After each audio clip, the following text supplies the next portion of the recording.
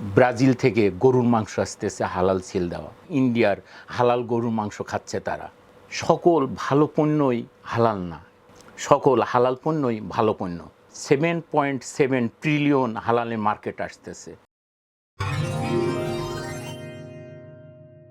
আমন্ত্রণ জানাচ্ছি x ceramics presence আজকের আলাপে। আমাদের সঙ্গে আজকে আছেন বিএসটিআই এর উপপরিচালক হালাল সার্টিফিকেশনের এস আবু সাইদ। স্যার, আপনাকে আমন্ত্রণ জানাচ্ছি আমাদের আজকের অনুষ্ঠানে। ধন্যবাদ আপনাকে আমাকে কথা বলার সুযোগ করে দেওয়ার জন্য।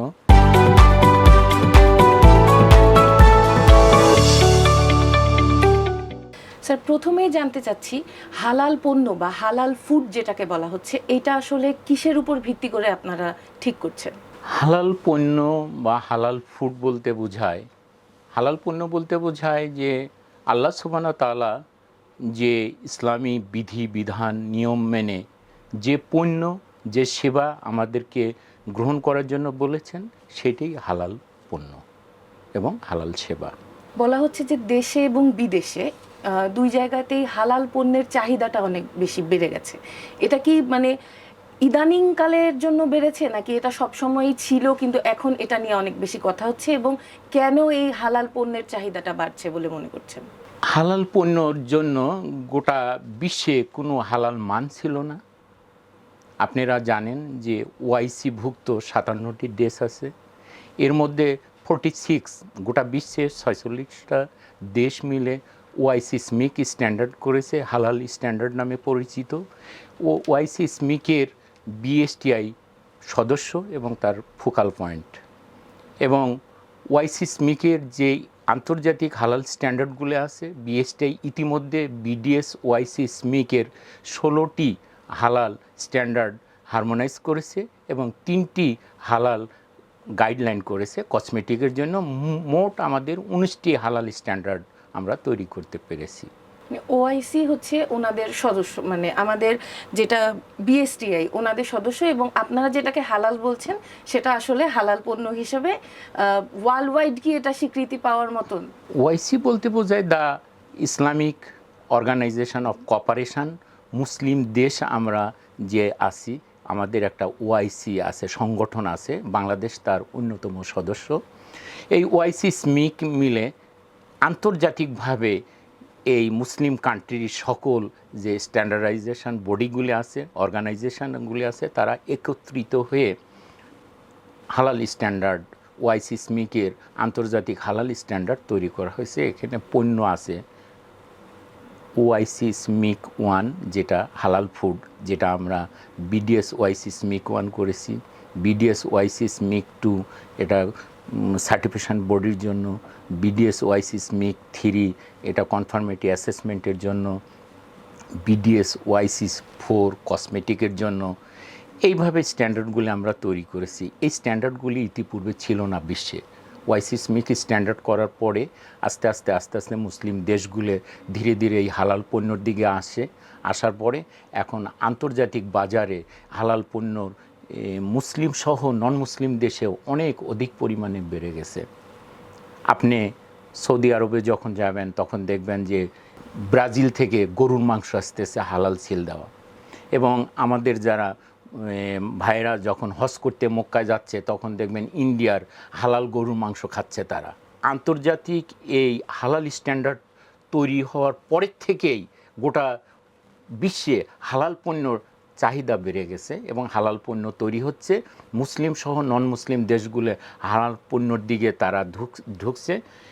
সকল ভালো পণ্যই হালাল না, কিন্তু আপনি যখন দেখেন যে সকল হালাল পণ্যই ভালো পণ্য, যে কারণে হালাল পণ্যর দিকে মুসলিম সহ নন মুসলিমও চাহিদা করছে এবং এর বৃদ্ধি পাচ্ছে ধীরে ধীরে। আমার জানা মতে আগামী 2025 সালে 7.7 ট্রিলিয়ন হালালের মার্কেট আসতেছে, এই ডিসেম্বরের মধ্যেই হয়ে যাবে। ইতিপূর্বে আপনি জানেন যে 22, 23, 24 পর্যন্ত $59 বিলিয়ন হালাল মার্কেট ছিল। বাংলাদেশ গত 24 সালেও 900 কোটি টাকার হালাল পণ্য রপ্তানি করেছে। হালাল পণ্য যখন তৈরি করা হয় তখন জিএমপি, জিএসপি, এইচএসসিসিপি মেনে করা হয়। GMP means good manufacturing practice, তারপরে HSCCP hazard analysis, critical control point, good manufacturing practice, এগুলো মানিয়ে চলা হয়। নন মুসলিম যারা, তারা জানতেছে যে ওআইসি স্মিক স্ট্যান্ডার্ড, হালাল স্ট্যান্ডার্ড, এখানে টেকনিক্যাল পার্টগুলো দেখা হয়। যখন কোন খাদ্য তৈরি করা হয় তখন এর কেমিক্যালস অ্যানালাইসিস করা হয়, কেমিক্যালগুলো দেখা হয় এবং মাইক্রোবায়োলজিক্যাল পার্টটা দেখা হয়। এরপরে উপরন্ত দেখা হয় শরিয়া ভিত্তিক। তখন তাদের নলেজে আছে যে তারা তো শুধু মাইক্রোবায়োলজিক্যাল এবং ফিজিক্যাল এবং অন্যান্য হ্যাজার্ডগুলো দেখে তৈরি করে, বাট অতিরিক্ত আমরা তৈরি করি শরিয়া ভিত্তিক। শরীরের ঘাম লাগছে কিনা, এখানে অ্যালকোহল আছে কিনা, এই খাবারগুলো হালাল হয় না, তারা এটা জানে। যে জন্য তারা দেখছে যে কেমিক্যাল, মাইক্রোবায়োলজিক্যাল তারা দেখছে, পাশাপাশি তারা হালাল এবং শরিয়া ভিত্তিক কমপ্লায়েন্টগুলো তারা দেখছে এবং স্ট্যান্ডার্ড মেনটেন করে, ইন্টারন্যাশনাল স্ট্যান্ডার্ড জিএমপি, জিএসপি, এইচএসসিসিপি এগুলো তারা কন্ট্রোল করে একটা গুড ম্যানুফ্যাকচারিং প্র্যাকটিসের মধ্যে এসে পণ্যটা তৈরি করতেছে, যেটা ওয়ার্ল্ড ওয়াইড এটা সেফ ফুড। আচ্ছা, এটা তো গেল হচ্ছে কনজিউমার যারা ক্রেতা তাদের কথা। যারা বিক্রেতা তাদেরকে তো আপনাদের একটা সিল নিতে হচ্ছে, যেটা আপনার, যার জন্য আপনাদেরকে নির্দিষ্ট একটা পরিমাণ অ্যামাউন্ট আপনাদেরকে দিতে হচ্ছে, যেটা সরকার থেকেই নির্ধারণ করে দেয়া। তো এটাতে একজন নন মুসলিম কতটা আগ্রহী হয় এবং কিভাবে হয়, একজন মুসলিম কতটা আগ্রহী হয় আর কিভাবে হয়, তাদেরকে আপনারা কিভাবে বোঝান যে এই হালাল, এই সার্টিফাইড জিনিসটা আপনাকে নিতে হবে?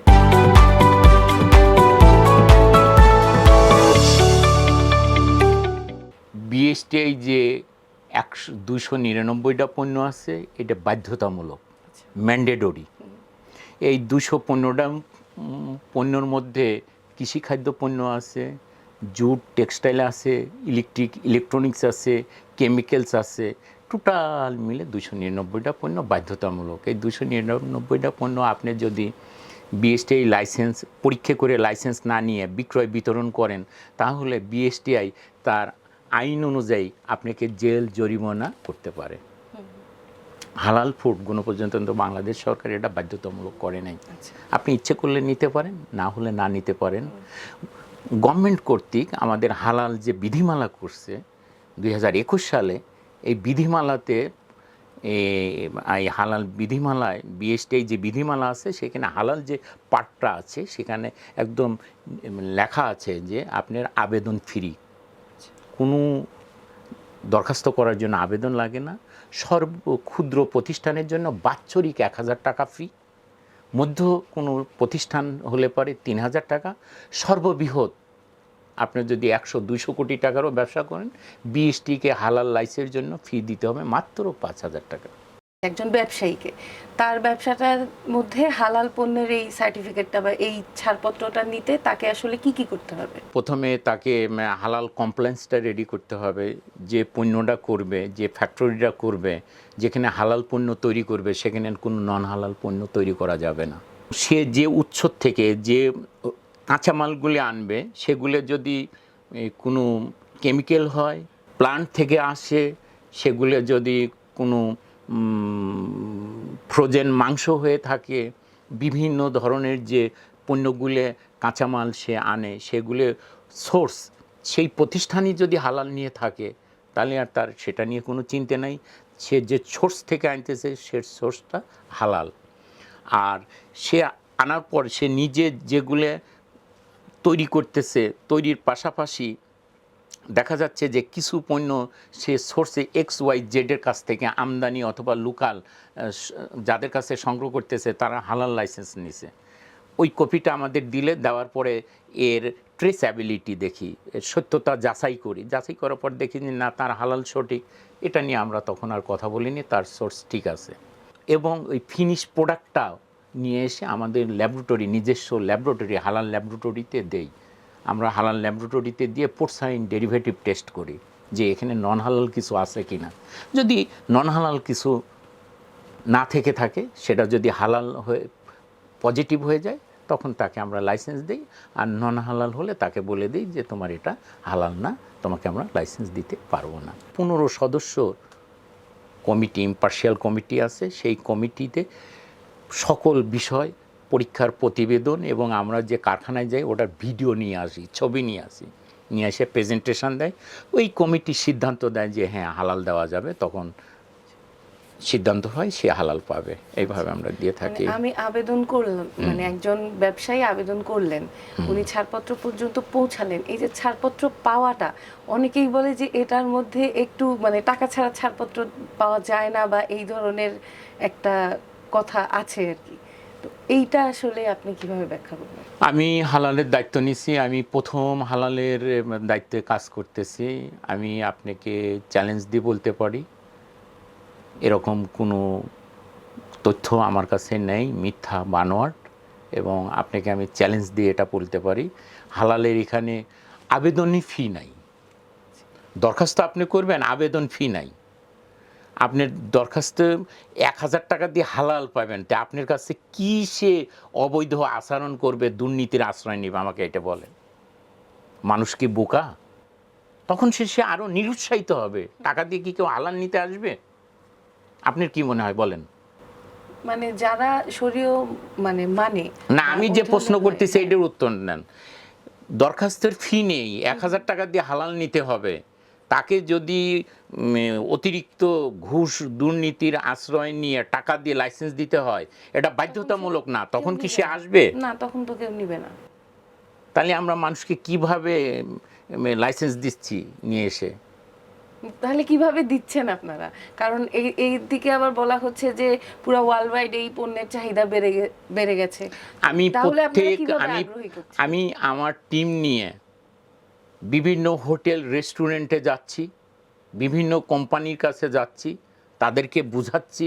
বোঝানোর পরে তারা দেখতেছে এটা খুব সায়েন্টিফিক এবং এটা আন্তর্জাতিক স্ট্যান্ডার্ড, এবং এটা লাইসেন্স নিলে আমার পণ্যে একটা ভ্যালু অ্যাড হবে, আমার ব্র্যান্ডটা ভ্যালু হবে, মূল্য আসবে। এই জন্য তারা লাইসেন্স নিতে আসছে।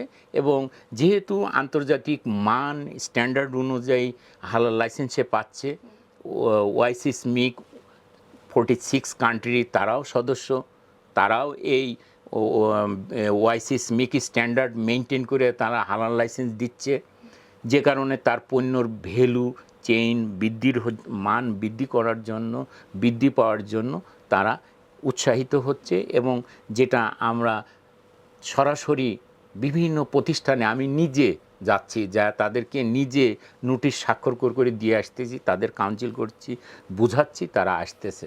এইভাবে এ পর্যন্ত আমি 170টি লাইসেন্স দিছি।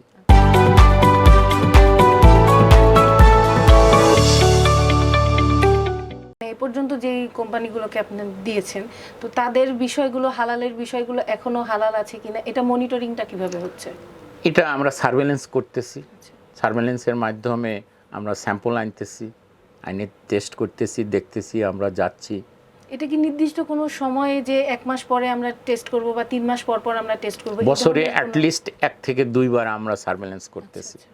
মানে যে পণ্যগুলো ফ্যাক্টরিতে আমি যেদিন যাব সে জানবে না, এটাই সার্ভেলেন্স। একদম লোকাল লেভেলে কি এই অভিযানগুলো পরিচালনা করা হয় কি? অবশ্যই প্রতিদিন সার্ভেলেন্স করা হচ্ছে। শুধু হালাল না, বিএসটি সকল পণ্যই সার্ভেলেন্স করা হয়। আচ্ছা, লোগোর যেই ব্যাপারটা, এটা তো অনেক সময় আসল নকলেরও একটা ব্যাপার থাকে, নকলগুলো অনেক সময় চেনা যায় না। ধন্যবাদ, আপনি সুন্দর প্রশ্ন করছেন। এটা কিভাবে বুঝবে সাধারণ ক্রেতা? অবশ্যই বুঝবে না কেন? আপনি জেনে থাকবেন যে আমরা ডিজিটাল সার্টিফিকেট দিচ্ছি এখন। আপনি অনলাইনে সার্টিফিকেটটা পেয়ে যাচ্ছেন এবং আপনার প্রতিষ্ঠানের নাম, ঠিকানা, পণ্যর নাম, পণ্যর মোড়কের ছবিও দেখতে পাচ্ছেন। আপনি কিউআর কোড সমৃদ্ধ আমরা লাইসেন্স দিচ্ছি, ওইটা আপনার মোবাইল দিয়ে স্ক্যান করলেই হালাল সার্টিফিকেট দেখতে পাবেন। মানে এটা তো প্রতিষ্ঠানের গেল। যদি আমি কোনো পণ্যের কথা বলি, বিএসটিআই এর লোগো আছে ওখানে বা সিল আছে ওখানে, তো ওই সিলটাও তো অনেক সময় দেখা যাচ্ছে যে নকল করছে। যে কোনো পণ্যের ক্ষেত্রে, পণ্যের মানে বক্সের উপরে যেই আপনাদের লোগোটা থাকে, ওটাও তো অনেক সময় দেখা যাচ্ছে যে আসল নকলের একটা ব্যাপার থাকে। মানুষ কিভাবে চিনবে? ওখানে যদি কিউআর কোড থেকে থাকে তাহলে সে লাইসেন্স নিছে, কিউআর কোডে লাইসেন্স হচ্ছে এখন। ওটা স্ক্যান করলেই প্রতিষ্ঠানের নাম, ঠিকানা, লাইসেন্স নাম্বার চলে আসবে। মানে তখন লোগোর পাশাপাশি একটা স্ক্যান, একটা কিউআর কোড থাকে, ওটা স্ক্যান করলেই আপনি জানতে পারবেন যে এটা বিএসটি আছে। এটা নকল লাইসেন্স, ফ্যাক লাইসেন্স, নাকি এটা আসলেই সত্য লাইসেন্স। ভোক্তাদের জন্য এবং যারা ব্যবসায়ী তাদের জন্য হালাল সার্টিফিকেশনের ভ্যালুটা আপনি কিভাবে সেট করবেন? তাদের জন্য আপনি কিভাবে, মানে কি বলতে চান? আপনি যদি মনের থেকে আল্লাহর নিয়ম মেনে, বিধিবিধান মেনে আপনি যদি এই ব্যবসাকে আল্লাহ একদম ধর্মীয় দৃষ্টিকোণ থেকে এটা একটা ইবাদত করে দিছে, আপনি মনের থেকে যদি চান যে এটা হালাল ব্যবসা করব, হালাল পণ্য উৎপাদন করব, সেক্ষেত্রে আপনার মন এবং আপনার কর্মকাণ্ড আপনি নিজের থেকেই আপনিই যথেষ্ট। আমি শুধু রেগুলেটরি বডি হিসাবে যে স্ট্যান্ডার্ডগুলো আছে এগুলো কমপ্লাই করে পরীক্ষা করে আপনাকে লাইসেন্স দিতে যাব। একজন ভোক্তা কেন হচ্ছে হালাল পণ্য গ্রহণ করবে? এক কথায় সেফ ফুড। সেফ ফুড হিসেবে একজন ভোক্তা হালাল পণ্য গ্রহণ করবে। হালাল পণ্য সেফ ফুড। একটা ছোট্ট বেকারি দিলেন, দিয়ে সেই বেকারিটা যদি পরিষ্কার পরিচ্ছন্ন গুড ম্যানুফ্যাকচারিং প্র্যাকটিস মেনে চলেন, পরিষ্কার পরিচ্ছন্ন করে ছোট আকারেই মনে করেন ব্যবসা করতেছেন, আপনি যদি মনে করেন যে এইটা মানসম্মত পণ্য তৈরি করব, তা আপনি নিজের মধ্যেই তো যথেষ্ট। শুধু বিএসটিতে টেস্ট করে নিয়ে একটা লাইসেন্স নিয়ে বিক্রয় বিতরণ করবেন। এর জন্য বিএসটিআই এর মোবাইল কোড আপনার তো ভয়ের কারণ না, কেননা আপনি নিজে গুণগত মান পণ্য তৈরি করতেছেন, বিএসটিআইতে দিয়েছেন, এটা টেস্টে পাস করছে, নির্ভয়ে আপনি ব্যবসা করতেছেন। এর জন্য আপনাকে বিএসটিআইয়ের মোবাইল কোডও দরকার নাই, জেল জরিমানা কিচ্ছুই দরকার নাই, আপনি একাই যথেষ্ট। স্যার ধন্যবাদ আপনাকে আমাদের সাথে সময় দেওয়ার জন্য এবং আমাদেরকে গুরুত্বপূর্ণ কিছু তথ্য দেওয়ার জন্য, হালাল ফুড সম্পর্কে এবং আপনাদের সম্পর্কেও তথ্য দেওয়ার জন্য আপনাকে অসংখ্য ধন্যবাদ। আপনাকেও ধন্যবাদ। যারা দর্শক শ্রোতা এতক্ষণ ধৈর্য সহকারে আমাদের এই আলোচনা শুনলেন, সবাইকে ধন্যবাদ। দর্শক আপনাদের সকলকে ধন্যবাদ এতক্ষণ আমাদের সাথে থাকার জন্য। পরবর্তী পর্বের জন্য চোখ রাখুন আজকের আলাপে।